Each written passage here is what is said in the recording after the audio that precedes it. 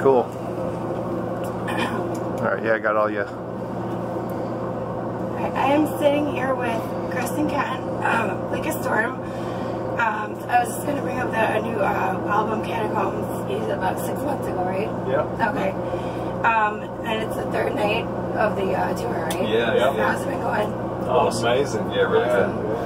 Awesome. We've got a bunch of new production we're doing on this tour we've never done before, and we're playing a bunch of new songs. So it's so you played here before? Do you have a favorite memory of playing here before? So, I mean, I think the first time we played here was maybe with Drowning Pool. And I think when we first moved to Vancouver, there was a guy who was a drum tech there, and he had a machine shop shirt on. And we were like, what's that? And he had 2 or 3, and we were like, what's that? And he said, oh, there's this really cool venue in Michigan. And this is before we were touring. So we're thinking like, oh man, it'd be so cool to one day get to tour the US. So the first time we came, we were pretty stoked because we'd already heard about it. And we played here with like, Hell Yeah, Seven Dust, Sick Puppies, like too many to name. Zach from Shinedown, just years and years. The first time was Helmet. We had to split like right after to play Rock on the Range the next day. So we didn't really get to hang out that much. The second time was with Drowning Pool. And Kevin was like, oh, you guys want some food and have some drinks? And that night we really made the most of the machine shop hospitality. And we actually ended up in another bar in Flint that I have no idea where it was, what it's called. It was one of those real drunken moments. We got off Drowning Pool's bus and went out with the machine shop guys to some other place. Like, I have not. If I had to, I don't think it was an actual. I think it was closed, but they'd opened it up. But you know what I mean? It was But so we've had a lot of good times there. A lot of good times there. Well, I wish I knew the area. I was probably able to tell you. So with the release of the latest album, Catacombs, this past summer, are you guys finding it hard to find a set list? Because I did see your post about asking fans about a set list for the tour. Well, once you get like 3 albums in, then you got more. Like when you do your first album, then that's all you got to play, and you even go the other way. You need to find covers and stuff like that to make up a set. Second album, you're kind of playing your favorites from both, and then third album, you start going, okay, well, for ourselves, we want to play a lot of the new stuff, because it was all written to play live. Like there's a lot of riffs, a lot of cool drum parts and stuff like that. But then you want to be mindful of like the ones people want to come in here, and then we've also we're playing on this tour like some stuff from the first album that we haven't played in a few years. Okay. But we kind of threw it out there too, like to people, like just to see what people said, because now we've got the 3 albums, and it's interesting to see like what comes back as fan favorites, because sometimes a radio single might be like a one you're more known for, but amongst your fans, they love this other one. So so it's good. It's the longest set we've ever done, and it covers all 3 albums, and it's been awesome. We're 3rd show in, so yeah, one of my favorite. My first time I ever played you guys on my radio show was like Perry. Oh, awesome! Thank you. Well, we wrote that song for a European tour we were doing with Alter Bridge and Volbeat and Gojira. Okay, cool. And we'd been chipping away at that song for years because it's just this, it's like 6 minutes long, so it was always this work in progress. And the label over there said, we should put out a new track to go out around this tour, and so we were like, we got just the thing, we've been working on. Okay. So with the other albums, what made you guys go heavier on this one? I think it's part going heavier, but it's also. I mean, from G's, it sounded like you guys were heavier. Yeah, I mean, that's definitely where we ended up. I think a lot of it too is we produced the last record. Okay.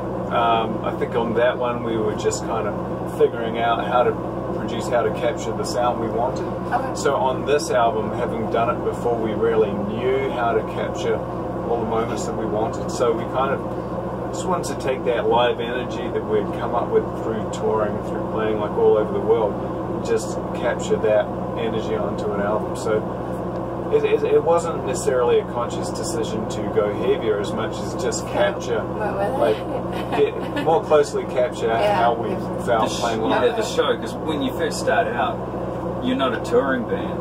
And even though you don't think of yourself as not being a live band, you're really not a live band until you start touring.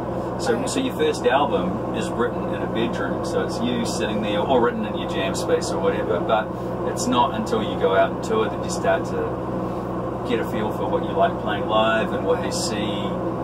You know, like this song, Love the Way You Hate Me, I came up with the riff because it's just in my mind. I could just see that throwing down at a festival. You know, we were driving away from a festival we were playing in Portland, and I'm just thinking about like what kind of music would get a crowd going in that rhythm, you know. So you get a lot of that kind of thing that you don't have insight to when you first start. Nice. So you recently toured with Shinedown and which I totally was stuck in traffic and missed you guys this summer. Oh yeah. I was so mad. I wanted to see you guys. Well, a lot of those venues, there's only like one road in, you know, and there's like 20,000 people on one road, you know. So that's a bummer. I know, but I'm here now. Here we are tonight, right? Exactly. And I'll see you guys in February. Oh, cool. Yes. Oh, nice. Yeah, we're coming back. The Octane tour. The Octane tour is going to be with 18th in Detroit. Nice. Right? Yeah. The Accelerated Tour, is that what it's called? Okay. I don't know much about Royal Toxic Afterlife, but if you want to check them out, you guys. Yeah, that'd be great. We'll see you then. Nice. Well, since touring with Shinedown and Godsmack, what, if anything, did you learn about touring with bands with a bigger production?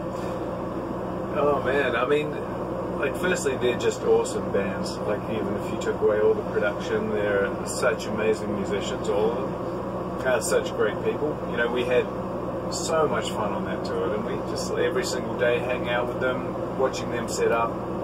I mean, both those bands are just so good at making the show like entertaining, making it an event. So we definitely got really inspired by the different things they were doing to make it so special for the crowd. So we got a few things going on tonight, haven't we? We've always been the band that when you're on tour with a bigger band, we like side stage watching them, like drinking it in, whether it was Aussie, Alter Bridge, you know, Seven Dust, 3 Days Grace. Like, we're just such fans of rock shows first, which is why when we first went to them, that's what got us hooked on the idea of doing it. I've seen bands go out on tour with bigger bands, and once their show's over, then it's all about partying and going out there so people notice them. And we've always been there side of stage, watching these masters and trying to learn as much as we can, because it's a craft, you know. And you spend your whole lifetime just trying to perfect it and just chase your idea of what doing the perfect show or writing the perfect song, or you know. So we're lucky to be in that situation. It was a good show. So bummed I missed you. Right. You make up for it. Yeah, exactly. I'm really infatuated with the didgeridoo thing. I've never seen it played before, so I'm really excited about tonight's show. Oh, nice. Yeah. What are any new music you're listening to now?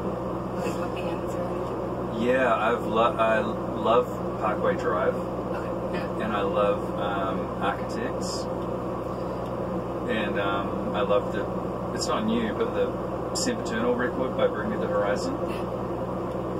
I just love when the guitars and the drums lock in on the heavy riffs. You know, I grew up listening to like Korn, Rage Against the Machine, Sepultura, and then even it wasn't heavy, but even bands like Soundgarden would still do it. You know, it's really rhythmic and percussive, and so it was kind of a dip in that for a while. In rock music, it seemed to be all about a 4-chord song, and it seemed like, and that's good, it has its place, but it seemed like everybody that had been sort of done to death, and now all these bands, ourselves included, that grew up listening to riffs, putting more riffs in the music, you know. I just love guitar riffs. I'm learning myself right now. You what? Awesome. My brother bought me my first guitar. Oh, that's cool. Yeah. I'm excited about that. But it's gonna take some time. What kind of guitar is it? Just an acoustic guitar. Oh, nice. Yeah, I forgot the brand, but it's fun, man. Like when you first learn those first 4 or 5 chords, and then that unlocks the door, like you realize how many songs you can play. That's what I'm keep hearing from my friend. Yeah. He told me, like, once you get those on, you You'd can be play so obsessed. many songs. Yeah, exactly. Yeah, totally. Cool. Alright, so last time we did interview you, you guys talked about growing up in New Zealand after the last album and tour and stuff with Godsmack and them. Did you get some downtime at home? Not yet. We haven't been back to New Zealand yet, have we? You haven't? No. We're trying to figure out where it's always tough to fit in, you know, and we're doing. So we're trying to either see if we can go back, you know, between this tour and the Octane one, or else later in the year. Yeah, you just want to see it, you know.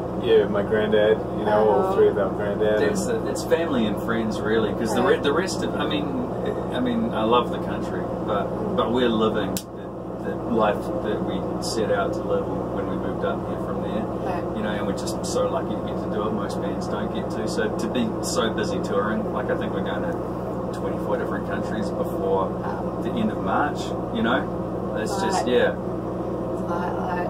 Well, it'd be nice if you guys would get home at some point soon. Yeah, we will. Yeah, we will, yeah. It's not the kind of place you can go to for a night, you know? No, yeah, right? yeah. No, you're a little far from home. Yeah.